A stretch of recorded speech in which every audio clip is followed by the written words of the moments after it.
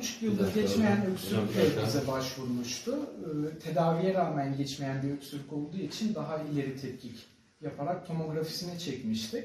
Hastamız geçmeyen öksürük şikayetiyle gelmişti ve tedaviye rağmen geçmeyen öksürük olması sebebiyle daha ileri tetkik yaparak tomografisinde bir şüpheli alan gördük. Bunun yabancı cisim olabileceğini düşündük ve bronkoskopi dediğimiz işlemle hava yollarına kamerayla girerek içeride yabancı cisim, muhtemelen bir gıda artığı gördük. Onu da problemsizce çıkardık. Şikayetleri gerilemiş. Kontrol muayenesinde de bunu belirtti. Takibimiz de devam edecek. Yani her şey oldu bitti değil. Bundan sonraki süreçte de kontrollerimiz devam edecek. Yani yarım saatten kısa, yani 15 dakika içerisinde yaptık.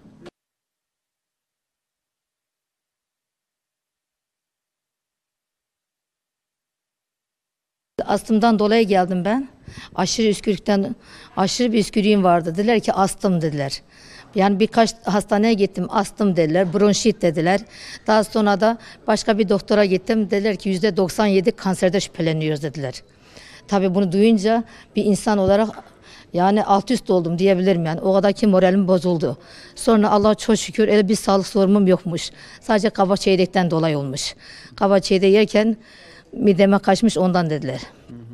Onu da çıkardılar. Ömer hocama da çok teşekkür ediyorum. Allah ondan razı olsun.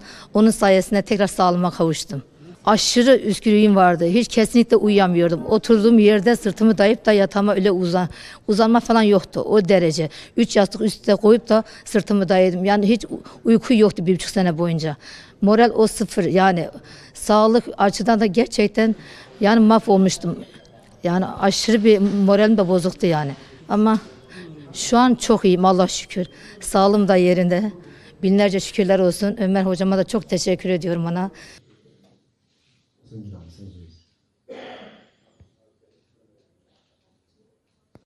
Bronkoskopi dediğimiz işlemle, kamerayla akciğerlerine girerek hava yollarında yabancı cisim gördük.